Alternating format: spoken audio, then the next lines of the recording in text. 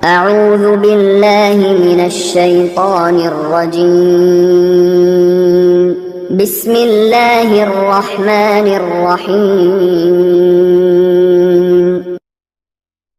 கண்ணியத்திற்குரிய பெரியோர்களே, சகோதரர்களே, ஜமாத்தார்களே, உங்கள் அனைவருக்கும் என் அன்பார்ந்த அஸ்ஸலாமு அலைக்கும் வரஹ்மத்துல்லாஹி தஆலா வ பரகாத்துஹு.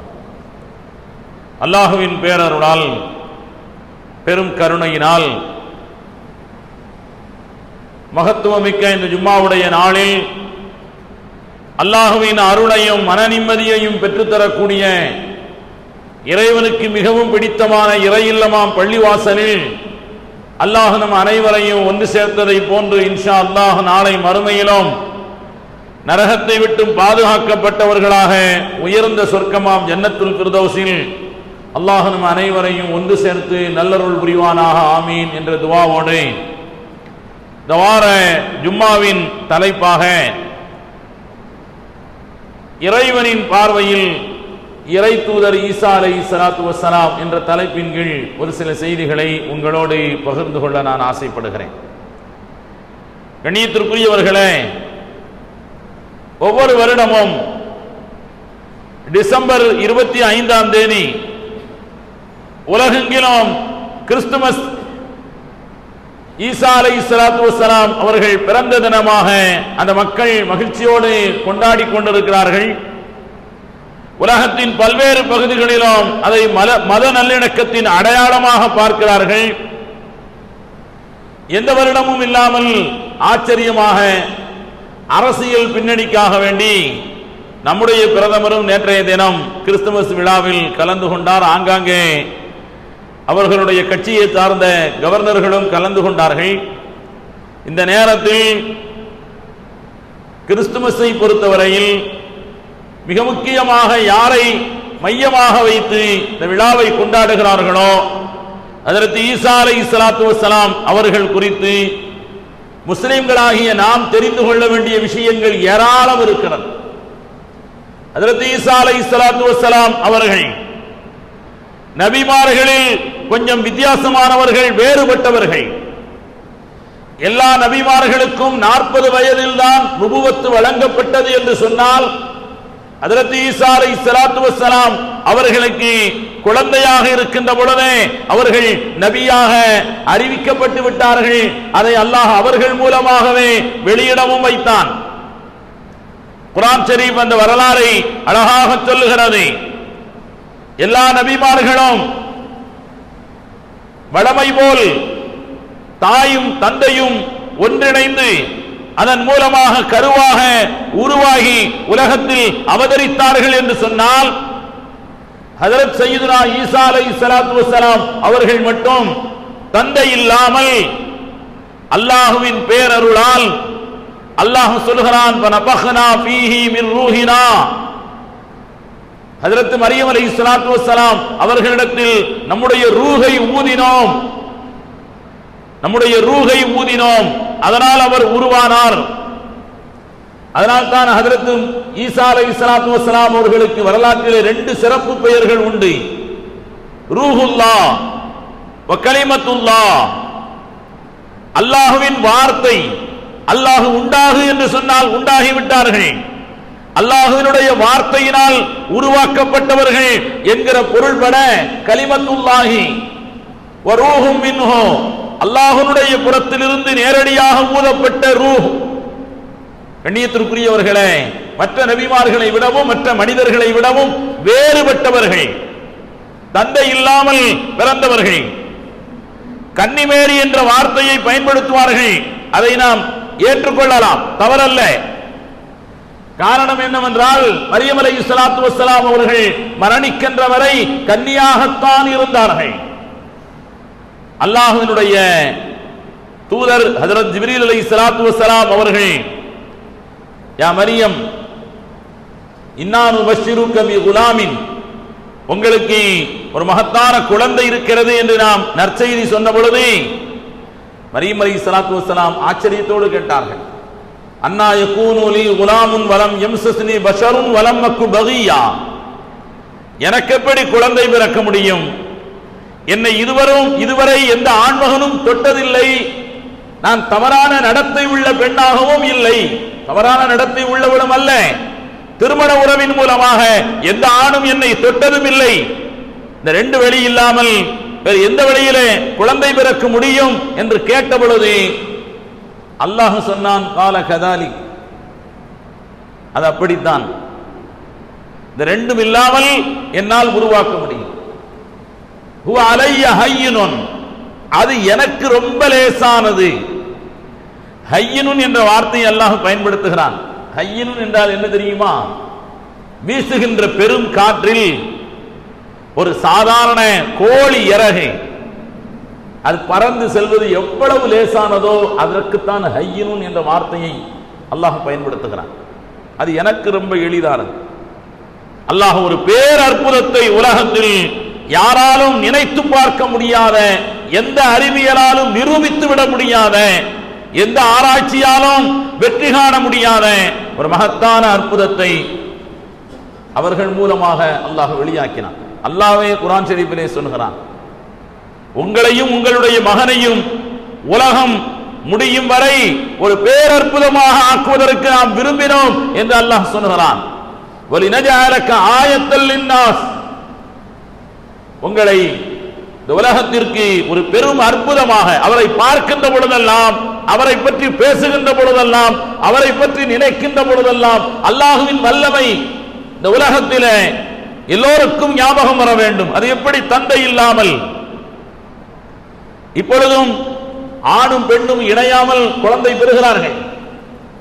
ஏதோ ஒரு ஆணுடைய விந்தணுவை எடுத்து ஒரு பெண்ணுடைய கருமுட்டையிலே இணைத்து ஒரு தாயினுடைய கர்ப்ப அறையிலே அதை புகுத்தி வாடகை தாயாக அல்லது செயற்கை கருத்தரிப்பின் மூலமாக குழந்தை பிறக்கிறார்கள், உருவாகிறார்கள். அதை மறுக்கவில்லை. ஆனால் அதற்கு ஒரு ஆணுடைய விந்தணு ரொம்ப அவசியம், ஒரு பெண்ணுடைய கருமுட்டை அவசியம். இங்கே ஆணுடைய எந்த விதமான தொடர்பும் இல்லாமல், உடல் ரீதியாகவும் தொடர்பில்லை, அந்த சத்துக்களின் மூலமாக உண்டான தொடர்பும் இல்லாமல் அல்லாஹ் உருவாக்கி காட்டினான். அவரை பார்க்கின்ற பொழுதெல்லாம், அவரை நினைக்கின்ற பொழுதெல்லாம், அவரை பற்றி பேசுகின்ற பொழுதெல்லாம் அல்லாஹ்வுடைய வல்லமை கண் முன்னால் வராமல் போகாது. ஆனால் இதைத்தான் கொஞ்சம் அளவுக்கு அதிகமாக நினைத்துக் கொண்ட அவர்கள் அவர் அல்லாஹ்வுடைய மகன் என்று சொல்லிவிட்டார்கள். தந்தை இல்லாமல் எப்படி இருக்க முடியும்? அவர் அல்லாஹ்வுடைய மகன் என்று சொல்லிவிட்டார். இந்த அல்லாஹ்வுடைய மகன் என்று சொல்வது கிறிஸ்தவர்களுடைய குணம் மட்டுமல்ல, அவர்களுடைய கொள்கை மட்டுமல்ல, யூதர்களிடத்திலும் அந்த கொள்கை இருந்தது. அல்லாஹ் சொல்கிறான், வகாலத்தில் யஹூது உஸைர் இப்னுல்லாஹ் வகாலத்தின் நஸாரா அல் மஸீஹ் இப்னுல்லாஹ். யூதர்கள் சொல்கிறார்கள், உஸைர் அலைஹிஸ்ஸலாம் என்ற ஒரு நபி, அவர் அல்லாஹ்வுடைய மகன் என்று யூதர்கள் சொல்கிறார்கள். வகாலத்தின் நஸாரா, கிறிஸ்தவர்கள் சொல்கிறார்கள், மஸீஹ் இப்னுல்லாஹ், ஈசா அலைஹிஸ்ஸலாம், மஸீஹ் என்றால் ஈசா அலைஹிஸ்ஸலாம், அல்லாஹ்வுடைய மகன் என்று சொல்கிறார்கள். இது வரம்பு மீறிய பாவம். அதை நம்மால் ஒரு முஸ்லிம் ஏற்றுக்கொள்ளவே முடியாது. ஒரு முஸ்லிமுடைய பார்வையில், இஸ்லாத்தினுடைய பார்வையில் இறை வேதம், இஸ்லாமிய கொள்கைகளின் அடிப்படையில் அவர்கள் இறை தூதர்களில் ஒருவர், தந்தை இல்லாமல் பிறந்தவர், அல்லாஹ்வினால் நேரடியாக ரூஹாக ஊதப்பட்டவர், கலிமத்துல்லாஹ், அல்லாஹ்வின் வார்த்தை என்ற சிறப்பு பெயர் அவருக்கு உண்டு. மற்ற நபிமார்கள் 40 வயதிலே நபியாக ஆக்கப்பட்டார்கள் என்று சொன்னால் அவர் குழந்தையிலே நபி என்பது அறிவிக்கப்பட்டது. தொட்டில் குழந்தையாக அவர்கள் பேசிய பேராளுமை பேரற்புதம். ஆனால் மகன் என்பதை எந்த காலத்திலும் ஏற்றுக்கொள்ள முடியாது. தேவகுமாரன் என்பதையோ பிதா சுதன் பரிசுத்த ஆவி மூன்றை சொல்லுவார்கள். பிதா என்றால் தந்தை, சுதன் என்றால் மகன், பரிசுத்த ஆவி ஹஜ்ரத் ஜிப்ரீல் அலைஹிஸ்ஸலாத்து வஸ்ஸலாம். பரிசுத்த ஆவி என்பதை நாமும் ஏற்றுக்கொள்ளலாம். குர்ஆன் ஷரீஃபில் அவருக்கு ரூஹே முகத்தஸா என்றுதான் வருகிறது, பரிசுத்த உயிர், பரிசுத்தமான உயிர் என்று அல்லாஹ் சொல்கிறான் ஜிப்ரீல் அலைஹிஸ்ஸலாத்து வஸ்ஸலாம் அவர்களை. அவர்கள் அதைத்தான் ஆவி என்று சொல்கிறார்கள். உயிருக்கும் ஆவின்னு தான் சொல்லுவாங்க. பரிசுத்த ஆவி, இந்த மூன்றையும் சேர்த்து திரித்துவ கொள்கை, முக்கடவுள் கொள்கை என்று சொல்லுவார்கள். ஜிப்ரீல் அலைஹிஸ்ஸலாத்து வஸ்ஸலாம் அவர்களை ரூஹே முகத்தஸா, பரிசுத்த ஆவி என்று நாம் ஏற்றுக்கொள்ளலாம். ஆனால் அவர் கடவுள் அல்ல. ஈசா அலைஹிஸ்ஸலாம் பெரும் அற்புதமானவர்கள், பேரற்புதம் கொண்டவர்கள், மற்ற மனிதர்களை விட்டும் வேறுபட்டு நிற்கக்கூடியவர்கள், வித்தியாசமானவர்கள். அல்லாஹுவின் ஆளுமை அற்புதம். ஆனால் அவர்களை கடவுளாக ஏற்றுக்கொள்ள முடியாது, அல்லாஹ்வினுடைய மகனாக ஏற்றுக்கொள்ள முடியாது. இன்னும் சொல்ல போனால் அல்லாஹ் சொல்கிறான், இந்த வார்த்தைகளை கேட்டு அவரை தேவகுமாரன் என்றோ இறைவனின் மகன் என்றோ சொல்லுகின்ற பொழுது வானமும் பூமியும் தகர்ந்து போய் விடுகின்ற அளவிற்கு நடுங்குகிறது என்று அல்லாஹ் சொல்கிறான். தகாது ஸமாவாத்து யதஃபத்தரன மின் ஃபௌகிஹின்ன வதகிர்ரூனல் ஜிபாலு ஹத்தா அன் தஅவு லிர்ரஹ்மானி வலதா. அவர்கள் ரஹ்மானுக்கு பிள்ளை இருக்கிறது என்று அவர்கள் சொல்லுகின்ற பொழுது தகாது ஸமாவாத்து யதஃபத்தரன, வானங்கள் எல்லாம் தூள் தூளாக சிதறுகின்ற அளவிற்கு நெருங்கி போய் விடுகிறது. மலைகள் எல்லாம் தூள் தூளாக நடுக்கத்தினால் பயத்தினால் சிதறுகின்ற அளவிற்கு நெருங்கி விட்டது. அவர்கள் ரஹ்மானுக்கு பிள்ளை இருக்கிறது என்று சொல்லுகின்ற காரணத்தினால்.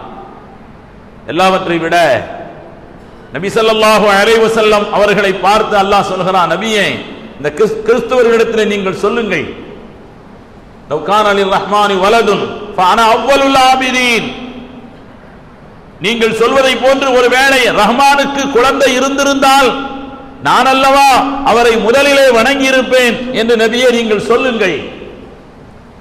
அல்லாஹ் குர்ஆன் ஷரீஃபில் பல இடங்களில் சொல்கிறான், மத்தஹதல்லாஹு சாஹிபத்தன் வலா வலதா. அல்லாஹ் தஆலா தனக்கென்று மனைவியையும் ஏற்படுத்திக் கொண்டதில்லை, பிள்ளைகளையும் ஏற்படுத்திக் கொண்டதில்லை. தனக்கென்று அல்லாஹ் மனைவியையும் ஏற்படுத்திக் கொண்டதில்லை, பிள்ளையையும் ஏற்படுத்திக் கொண்டதில்லை. காரணம், அல்லாஹ் ஆரம்பமும் இல்லாதவன், முடிவும் இல்லாதவன், எந்த பலகீனமும் இல்லாதவன், எல்லா விதமான பாரம்பரியங்களுக்கும் சொந்தக்காரன் அல்லாஹ்தான். கண்ணியத்திற்குரியவர்களே, ஹஜ்ரத் ஈசா அலைஹிஸ்ஸலாத்து வஸ்ஸலாம் அவர்கள் குழந்தையாக இருக்கின்ற பொழுதே தன்னை நபியாக பிரகடனம் செய்தார். இன்னி அப்துல்லாஹ், நான் அல்லாஹ்வுடைய நபி. ஆதானியல் கிதாப், அல்லாஹ் எனக்கு வேதத்தை தந்திருக்கிறான். வஜஅலனி நபியா, என்னை அவன் நபியாக ஆக்கியிருக்கிறான். வஜஅலனி முபாரக்கா, நான் பரக்கத் மிகுந்தவனாக வாழுவேன். ஐனமா குன்து, நான் எங்கே இருந்தாலும். வௌசானி பிஸ்ஸலாத்தி வஸ்ஸகாத்தி மா துன்து ஹய்யா, நான் உயிரோடு இருக்கும் காலமெல்லாம் தொழ வேண்டும், ஜகாத் கொடுக்க வேண்டும் என்று என்னுடைய அல்லாஹ் எனக்கு வசியத்தை செய்திருக்கிறான். ஹஜ்ரத் ஈசா அலைஹிஸ்ஸலாம் பேசிய வார்த்தைகள். கண்ணியத்திற்குரியவர்களே, அவர்கள் மூலமாக இந்த உலகத்தில் அல்லாஹ் நிறைய அற்புதங்களை வெளிப்படுத்தினான். குர்ஆன் ஷரீஃப் சொல்கிறது, ஒரு களிமண்ணில் பறவைகளை செய்வார்கள். மக்கள் மன்றத்தில் நின்று கொண்டு பறவைகளை செய்வார்கள். செய்து கொண்டு அந்த பறவையை அல்லாஹ்வின் அனுமதியினால் நீ உயிராகிவிடு என்று சொல்லி தூக்கி எறிவார்கள். அது உயிருள்ள பறவையாக மாறும். அவர் கண்கட்டி வித்தை செய்யக்கூடியவர் அல்ல, அது அல்லாஹ்வின் ஆளுமையை வெளிப்படுத்தியவர். அல்லாஹ் குர்ஆன் ஷரீஃபிலே சொல்கிறான், ஃபஅன்ஃபுஹு ஃபீஹி தைரன் ஃபயகூனு தைரன் பிஇذنில்லாஹ். அவர் பறவையை மண்ணால் செய்து அதிலே ஊதி பறவையாக அல்லாஹ்வின் அனுமதியை கொண்டு மாறு என்று சொல்லுவார், அது மாறிவிடும். வஉபரியுல் அக்மஹ வல் அப்ரஸ வஉஹியில் மௌத்தா பிஇذنில்லாஹ். பொதுவாக அல்லாஹ்வினுடைய வளமை ஒவ்வொரு நபிமார்களையும் அனுப்புகின்ற பொழுது அந்த காலத்தினுடைய மக்கள் எந்த துறைகளிலே கொடிகட்டி பறக்கிறார்களோ அப்பொழுது அந்த துறையால் செய்ய முடியாத சாதனைகளை இந்த நபிமார்களுக்கு அல்லாஹ் முஅஜிஸாவாக கொடுப்பான். மூசா அலைஹிஸ்ஸலாத்து வஸ்ஸலாம் அவர்கள் வாழ்ந்த எகிப்தினுடைய காலத்தில் சூனியம் என்ற சிஹர், அது அவர்களுக்கு மத்தியில் ரொம்ப பரவலான கலையாக இருந்தது. அதனால் தான் மூசா அலைஹிஸ்ஸலாத்து வஸ்ஸலாம் அவர்களுக்கு அந்த துறையில் செய்ய முடியாத சாதனையை ஃபிரௌனுடைய எதிரிகள் தங்களுடைய கைகளிலே உள்ள அந்த சூனியக்காரர்கள் கைத்தடிகளையும் கயிறுகளையும் எரிந்தார்கள். அல்லாஹ் குர்ஆன் ஷரீஃபிலே சொல்கிறான், அதெல்லாம் மைதானம் நிரம்ப பாம்பாக காட்சியளித்தது. ஆனால் ஹஜ்ரத் மூசா அலைஹிஸ்ஸலாத்து வஸ்ஸலாம் அவர்களுடைய கையில் இருக்கக்கூடிய கைத்தடியை அல்லாஹ் எரிய சொன்னான். ஃபஅல்கி ஆசாக, உங்களுடைய கைத்தடியை கீழே எரியுங்கள். அது ஃபைதாஹிய சுபானும் முபீன், அது பிரம்மாண்டமான பாம்பாக மாறியது. அவர்கள் போட்ட கயிறுகளையும் அந்த கைத்தடிகளையும் சின்ன சின்ன குச்சிகளும் பாம்பாக நெளிந்து கொண்டிருந்தது. அது உண்மையிலே பாம்பல்ல. அல்லாஹ் குர்ஆன் ஷரீஃபிலே சொல்கிறான், சஹரு அயுனன் நாஸ், அவர்கள் மக்களின் கண்களை மறைத்து விட்டார்கள், கண்கட்டி வித்தையை காட்டினார்கள், நெளிவதை போன்று காட்சி தந்தது. ஆனால் மூசாவின் பாம்பு உண்மையாக மாறியது. அது எல்லா பாம்பையும் விழுங்க தொடங்கியது. குர்ஆன் ஷரீஃப் சொல்கிறது. அப்பொழுதுதான் அது எந்த சூனியத்தாலும் செய்ய முடியாது. பாம்பை போன்று காட்டலாம், அது பாம்பாக இருக்காது. சூனியத்தால் உருவாக்கப்பட்ட பாம்பு கொத்தாது, விஷம் இருக்காது. ஆனால் இது எல்லாவற்றையும் விழுங்குகிறது, பிரம்மாண்டமாக எழுந்து நிற்கிறது, மக்கள் எல்லாம் செதறி ஓடுகிறார்கள். இது உண்மையான பாம்பு தான். இது சூனியத்தால் முடியாதது. சூனியக்காரர்கள் அத்துணை பேரும் சஜிதாவிலே வீழ்ந்து ஈமான் கொண்டார்கள். பெருமானார் ஸல்லல்லாஹு அலைஹி வஸல்லம் அவர்களை நபியாக அல்லாஹ் அனுப்புகிற பொழுது இலக்கிய துறையில் மொழி வளத்தில் மிகப்பெரிய பேராளுமை கொண்டவர்களாக இருந்தார்கள் மக்காவாசிகள். அதனால் தான் அல்லாஹ் குர்ஆனை மோஜிஸாக அனுப்பினான். வேற எந்த மோஜிஸாவும் இல்லை. ஆயிரக்கணக்கிலே மோஜிஸாக்கள் இருக்கிறது. இது பிரம்மாண்டமான மோஜிஸா. இதை போன்று கொண்டு வாருங்கள் பார்க்கலாம். இலக்கியத்தில் நீங்கள் தேர்ச்சி பெற்றவர்களாக இருந்தால் தோல்வியுற்றார்கள். ஈசா அலைஹிஸ்ஸலாம் நபியாக வருகின்ற பொழுது மருத்துவத்துறையில் அவர்கள் மிக பிரம்மாண்டமான உச்சத்தை அடைந்தவர்களாக இருந்தார். மருத்துவத்துறையில் கண்ணியத்திற்குரியவர்களே, இன்றும் மருத்துவத்துறையில் ஒரு சிக்கலான காரியம், மிகச் சிரமமான காரியம் எதுவென்றால் மூளையிலே ஏற்படுகின்ற கட்டி, பிரைன் டியூமர் என்று சொல்கிறார்கள். மூளையிலே ஏற்படுகின்ற கட்டி, மூளையின் மெல்லிய நுணுக்கமான நரம்புகளை எல்லாம் ஒன்று சேர்த்து கொண்டு இருக்கக்கூடிய ஒரு கட்டி. அது பெரும்பாலும் நோயாளிகளை, அந்த நோய் ஏற்பட்டவர்களை ஆழ்நிலை மயக்கம் என்று சொல்லப்படுகின்ற கோமாவிற்கு கொண்டு சென்று விடும். அதை கரைக்க வேண்டும் என்றால் ரொம்ப சிரமம். தலையை ஓபன் பண்ணி அதை கரைப்பதாக இருந்தால் மருத்துவ உலகம் 15% மட்டுமே அதற்கு சக்சஸ் பாயிண்ட் தருகிறார்கள், வெற்றிக்குரிய வாய்ப்பு. நோயாளி பிழைப்பதற்கு 15% மட்டும்தான்.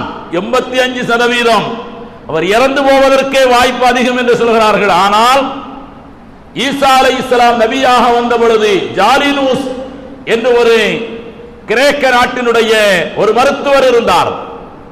அவர் மூளையிலே ஏற்படுகின்ற கட்டிகளுக்கு அவர் சில இலைதழைகளை பறித்து அதன் மூலமாக வரக்கூடிய சாறு விழிந்து அதை புகை போடுவதன் மூலமாக, அந்த சாம்பிராணி மாதிரி உள்ள புகை போடுவதன் மூலமாக அந்த சாற்றிலே கலந்து நோயாளிகளை அந்த புகையை பிடிக்க வைக்கிறார். 40 நாட்கள் அந்த நோயாளிகளை தனிமையிலே தங்க வைக்கிறார்.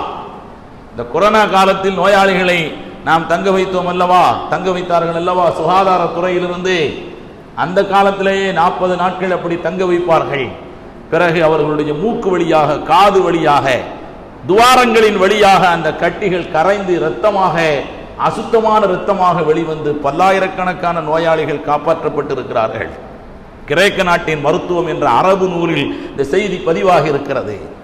வளர்ந்துவிட்ட மருத்துவம் இந்த காலத்திலும் கூட சக்சஸ் பாயிண்ட் 15 தான் என்று சொல்லப்படுகின்ற அது போன்ற சிரமமான நோய்களை எல்லாம் மிக எளிதாக ஜாலினூஸ் போன்ற மருத்துவர்கள் அதை வெற்றி கண்ட நேரம். ஆனால் அவர்களால் முடியாதது 3 விதமான சாதனைகள் இருந்தது. வெண்குஷ்டம் நோய் ஏற்பட்டவர்களால் அந்த வெண்குஷ்டத்தை உடலில் இருந்து முற்றிலுமாக மறைக்க முடியவில்லை.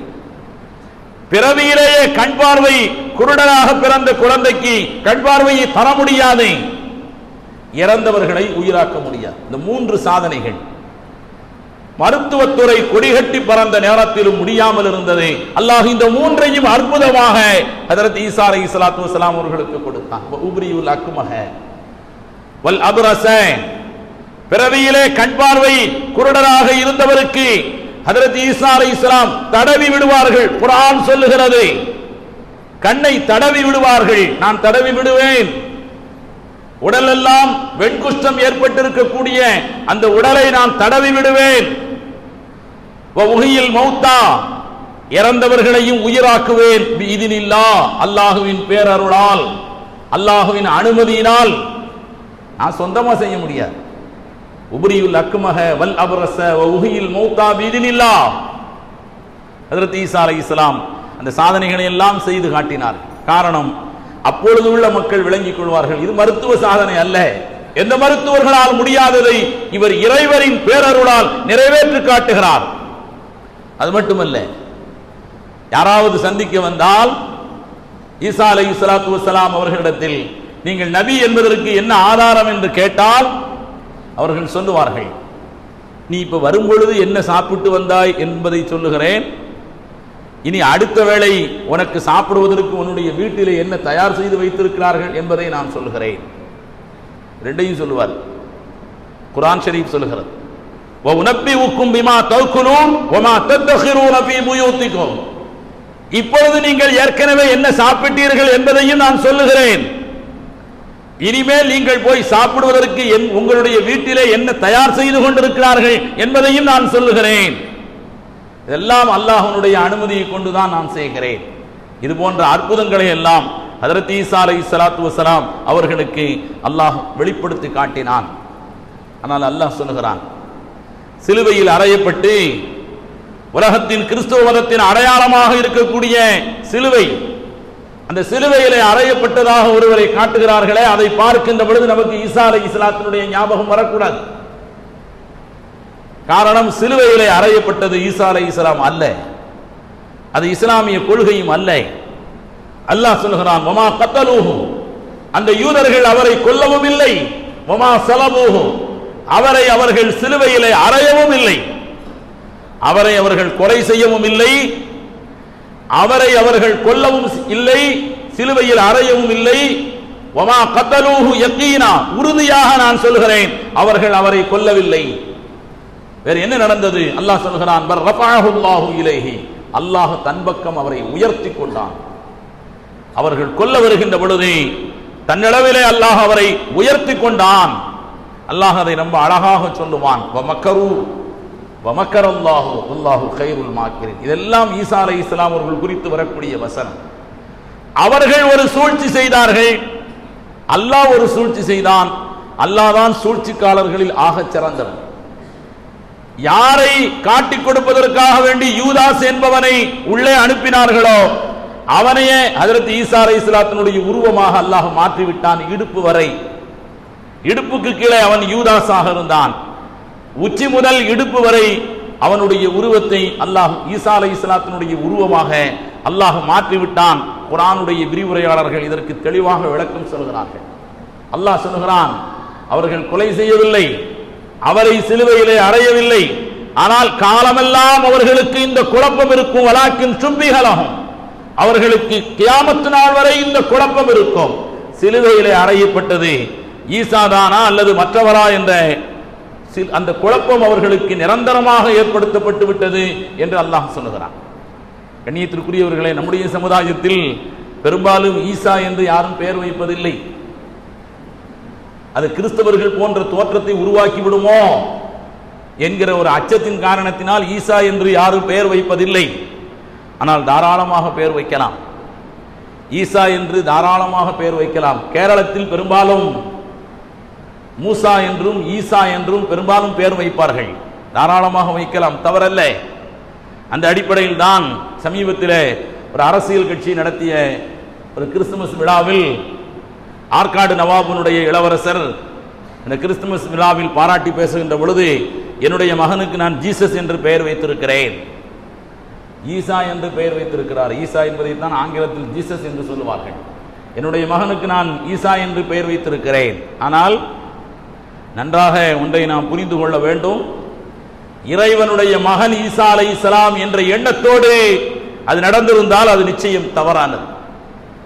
ஆனால் சாதாரணமாக நபிமார்களில் அவரும் ஒருவர் என்ற எண்ணத்தோடு எப்படி இப்ராஹிம் என்று பெயர் வைக்கிறோமோ, யூசுப் என்று பெயர் வைக்கிறோமோ, சுலைமான் என்று பெயர் வைக்கிறோமோ, இப்ராஹிம் என்று பெயர் வைக்கிறோமோ, மூசா என்று பெயர் வைக்கிறோமோ, அதே போன்று நபிமார்களில் அவர்கள் ஒரு மகத்தானவர்கள் என்ற அடிப்படையில் பெயர் வைத்தால் தவறல்ல. இறைவனுடைய மகன் ஈசா அலைஹிஸ்ஸலாம் என்ற எண்ணத்தோடு ஒருவன் நினைத்திருந்தால் அது ஒரு மாபெரும் தவறு.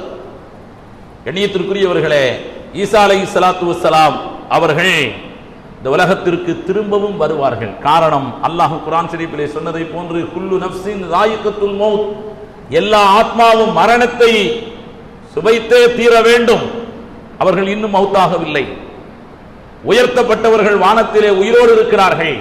மிஅராஜுடைய ஹதீஸிலே வரும், கியாமத்தினுடைய நெருக்கத்தில் பெரும் பெரும் அடையாளங்கள் வெளிப்படும். 10 அடையாளங்களை பெருமானார் ஸல்லல்லாஹு அலைஹி வஸல்லம் அவர்கள் கியாமத்தினுடைய நெருக்கத்தின் அடையாளமாக, பெரிய அடையாளங்களாக 10 அடையாளங்களை குறிப்பிடுகிறார்கள். அதிலே உள்ளதுதான் தஜ்ஜாலுடைய வருகை. இந்த தஜ்ஜாலை கொலை செய்வதற்காக வேண்டி அல்லாஹ் ஹஜ்ரத் ஈசா அலைஹிஸ்ஸலாத்து வஸ்ஸலாம் அவர்களை அனுப்புவான். ஆனால் மறுமுறை வருகின்ற பொழுது அவர்கள் நபியாக இருக்க மாட்டார்கள். ஹஜ்ரத் ரசூலுல்லாஹி ஸல்லல்லாஹு அலைஹி வஸல்லம் அவர்களுடைய உம்மத்துகளில் ஒருவராகத்தான் அவர்கள் இருப்பார்கள். ஒரு பேரரசராக அவர்கள் வருகை தருவார்கள்.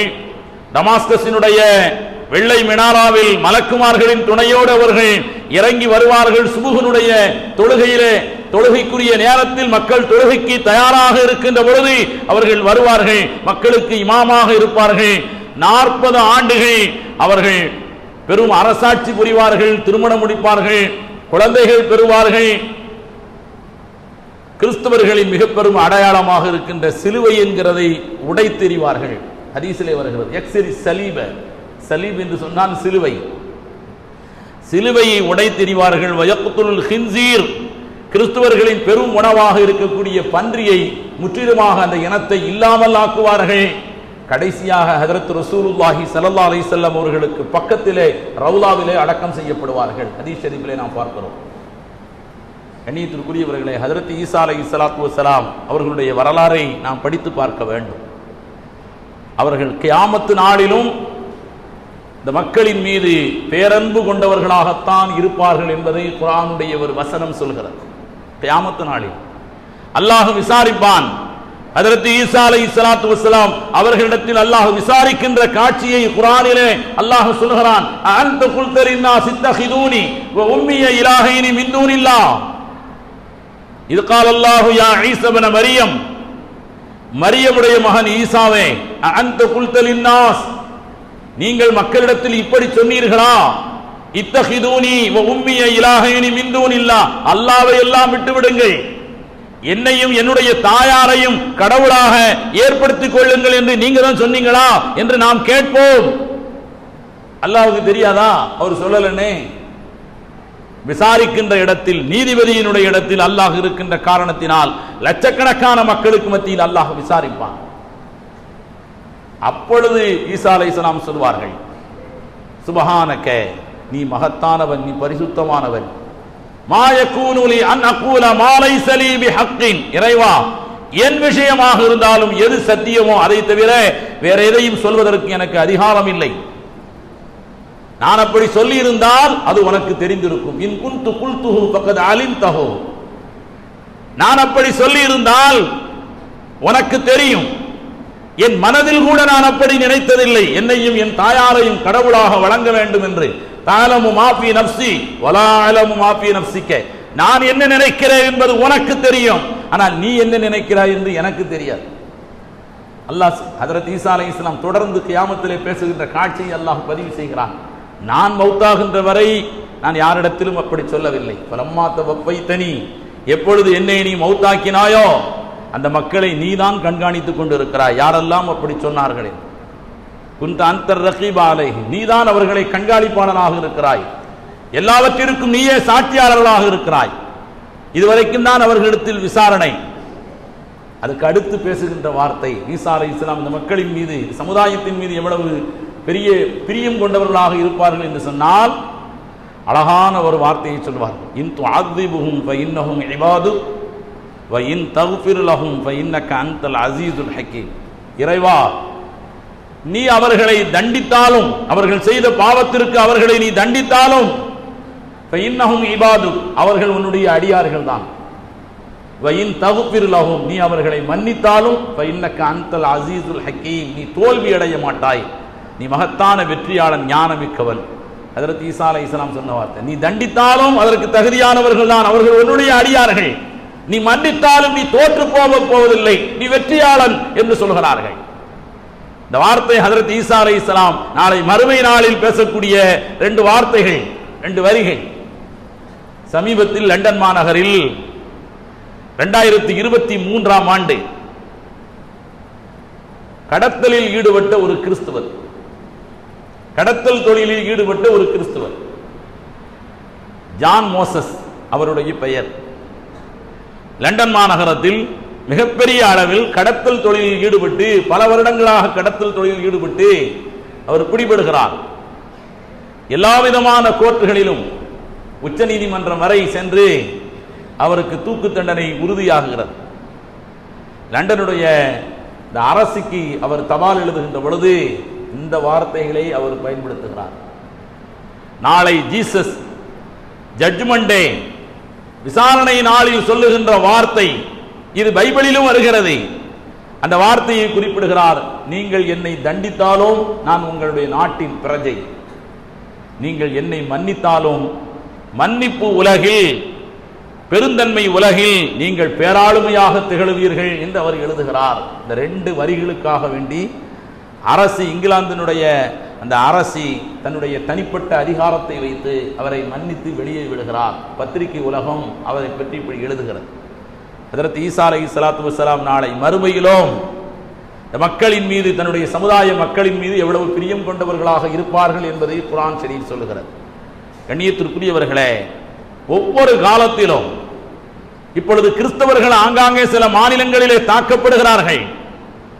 இஸ்லாமியர்கள் ஆங்காங்கே தாக்கப்படுகின்ற பொழுது எந்த கிறிஸ்துவ அமைப்புகளும் குரல் கொடுக்கவில்லை.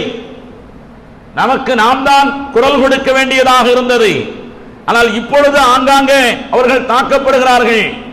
அதை எதிர்த்து ஜனநாயக சக்திகள், மதசார்பற்ற ஜனநாயக சக்திகள் எல்லோரும் நாம் ஒருங்கிணைந்து குரல் கொடுக்கிறோம்.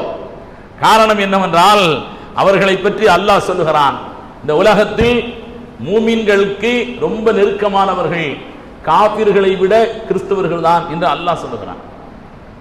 காரணம், அவர்கள் நபிமார்களை எல்லாம் ஏற்றுக்கொள்கிறார்கள், வேதங்களை எல்லாம் ஏற்றுக்கொள்கிறார்கள்.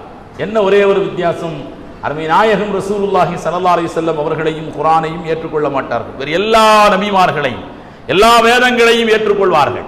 அவர்களை அல்லாஹ் காபிர் என்ற வார்த்தையில் அழைப்பதில்லை, வேதக்காரர்களே என்றுதான் அல்லாஹ் அழைக்கிறான். லதஜிதன்ன அஷத்தன் நாஸி அதாவத்தன் லில்லதீன ஆமனுல் யஹூது வல்லதீன அஷ்ரகு. ஈமான் கொண்டவர்களுக்கு இந்த உலகத்தில் கடுமையான விரோதிகள் யூதர்களும் தங்களை காபிர்களாக அறிவித்துக் கொண்டவர்களும் தான். வலதஜிதன்ன அக்ரபஹும் மவத்தன் லில்லதீன ஆமனுல் லதீன காலு இன்னா நஸாரா. தங்களை கிறிஸ்தவர்களாக யார் வெளிப்படையாக அறிவித்துக் கொண்டார்களோ அவர்கள் இந்த சமுதாயத்திற்கு நெருக்கமானவர்களாக இருப்பார்கள், அதை நீங்கள் பார்ப்பீர்கள் என்று அல்லாஹ் குர்ஆன் ஷரீஃபிலே குறிப்பிடுகிறான். கியாமத் நாளுடைய நெருக்கத்தில் உலகத்தில் யூதர்களுக்கும் முஸ்லிம்களுக்கும் போர் வரும், ஆனால் கிறிஸ்தவர்களுக்கும் இஸ்லாமியர்களுக்கும் போர் வரும் என்று எந்த ஹதீஸிலும் இல்லை. கண்ணியத்திற்குரியவர்களே, அவர்களிடத்தில் அல்லாஹ் 2 நற்குணங்கள் இருப்பதாக பாராட்டுகிறான்.